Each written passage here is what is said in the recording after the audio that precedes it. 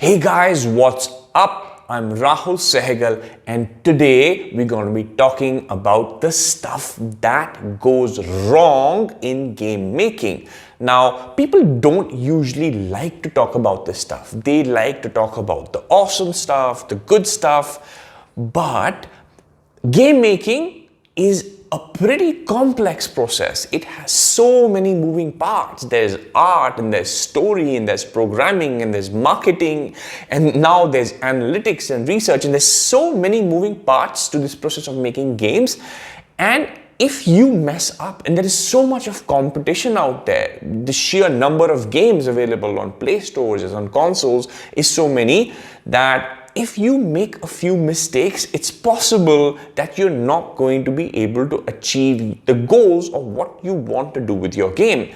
And that happens a lot. Now, in my day, in the beginning, I tried making some independent games, and I've also worked in the game industry long enough that I have seen people make these mistakes all the time. And what happens when you spend months and sometimes even years of your time and effort and money into developing a game project, and when it's time to put it out there, you realize that you've done something wrong, you made a few mistakes, and your game doesn't do as well as you intended it to be. That can be really heartbreaking. I have seen so many careers go down the drain. I've seen people who have stopped game making.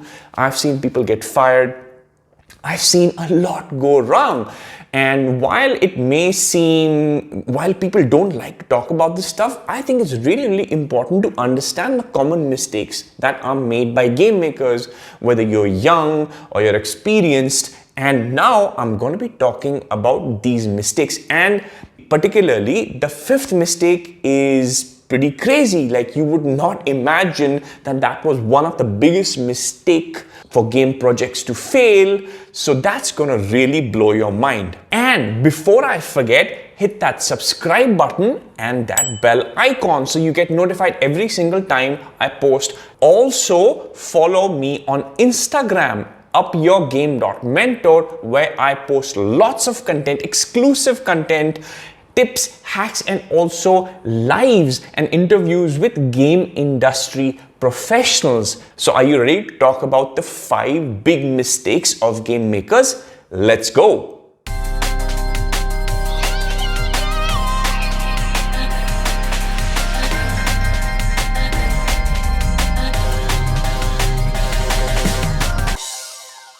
So the first big mistake that game makers make, are you ready? It is a poor sense of scope. Now, what exactly is scope?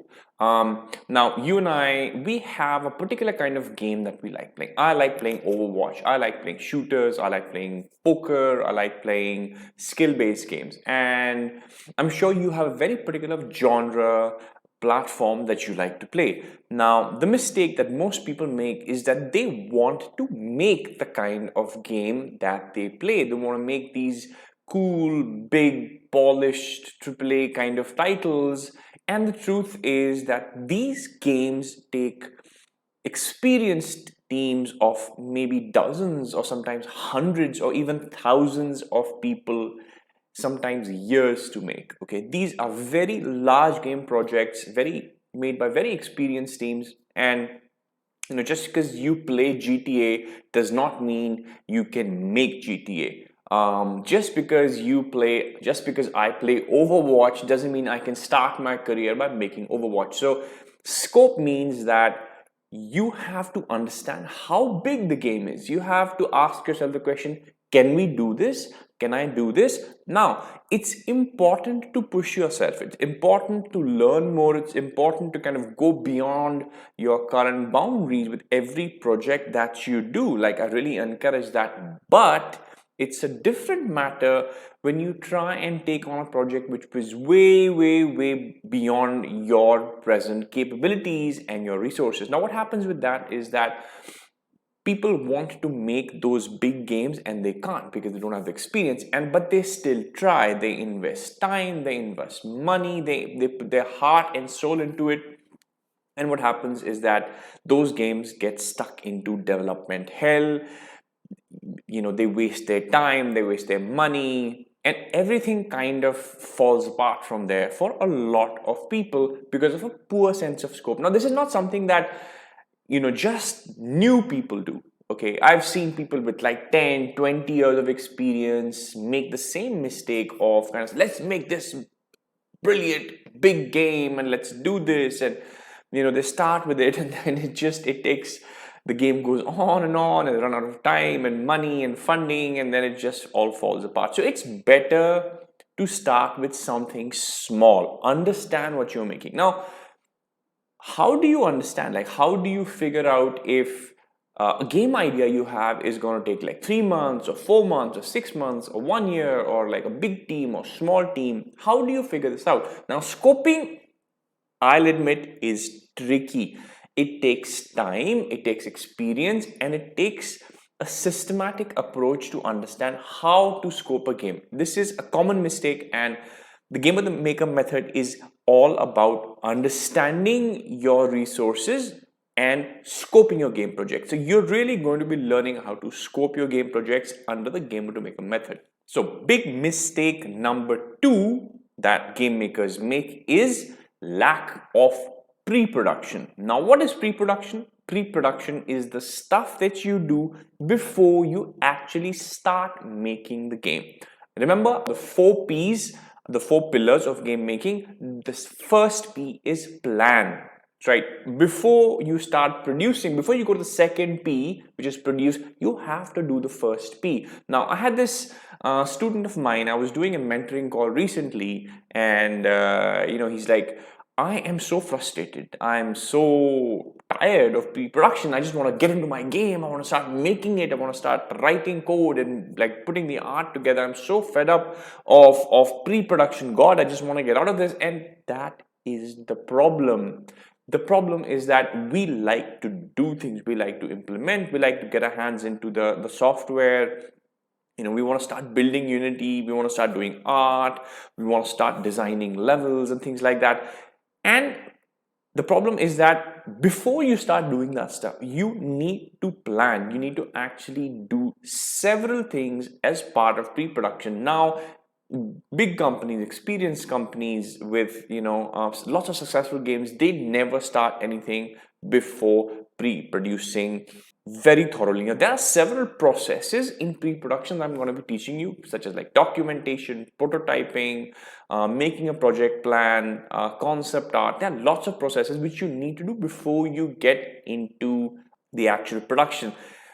Think of pre-production as a foundation that you're going to be making for a building. If you want to make a tall building or a strong building, you have to dig a bit. You have to, instead of just making it from the ground up, you actually have to dig a little bit into the ground and build a foundation so that your building is strong and it lasts long, and of course it doesn't fall over when the wind blows, obviously. So pre-production is a bit like building a foundation for your game. It's not exciting for most people. I find quite exciting to do pre-production, but for most people, building a foundation is not the exciting part. They actually want to build a house. But pre-production is absolutely crucial for the success of your game.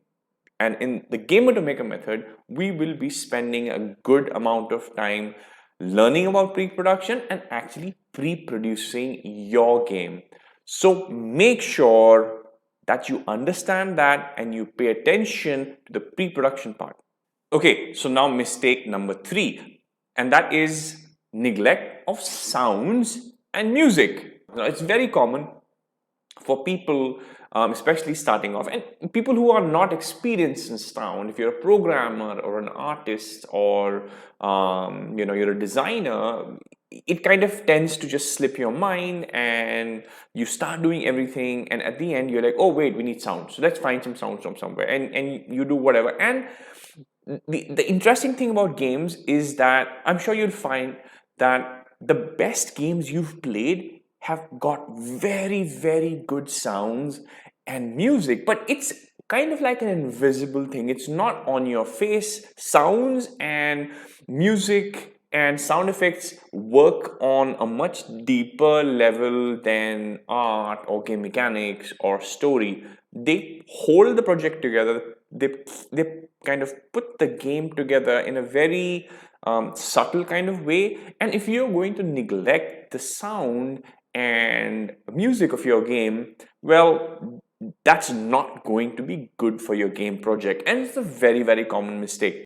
You shouldn't leave it to the end. If you leave it to the end, the sound experience of your game is not going to be anywhere near as good as it should be, because you need to think about your sound design, you need to think about your music, and you need to integrate that with the rest of your design, with the story, with the mechanics, etc. from the beginning. It's not something that you should leave to the end. It should be as part of your pre-production, and as you're building your game, you should be integrating your sound. Now, this is another thing that is a part of the Game to Maker method, in which I will show you how to make an asset list. I will teach you how to think about the sound for your game, the sound effects for your game, and start working on getting them much earlier on in the project than you would normally do. So watch out for that. So mistake number 4, not knowing your target audience. Now, what exactly is a target audience? Who is going to play your game? Is it going to be males? Is it going to be females? How old are they going to be? Is it going to be like 14 to 24-year-old males? Or is it going to be 35 to 40-year-old females? Or is it for kids? Is it for teenagers? What's the geographical location?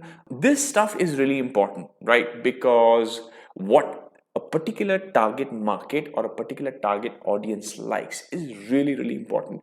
Now, most companies that make successful games don't even think about their games until they nail down their target market very, very precisely, because every target market has a particular preference. Now, most indies, most people who start game making, we make games for ourselves. We like, I want to play this game, I'm going to make it. And then they don't think about the target audience at all, not even till the end. They just release it and then it doesn't do well. And that's one of the factors. Now, the target audience is something that needs to be researched.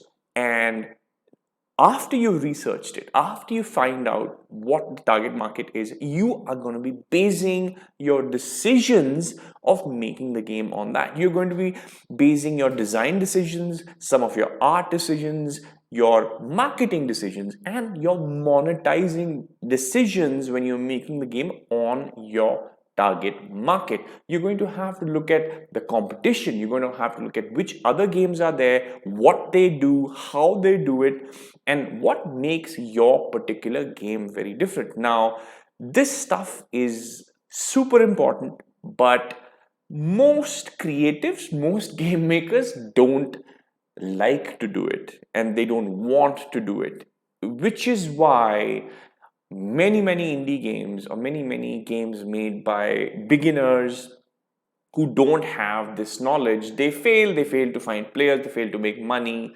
And this is one of the biggest reasons.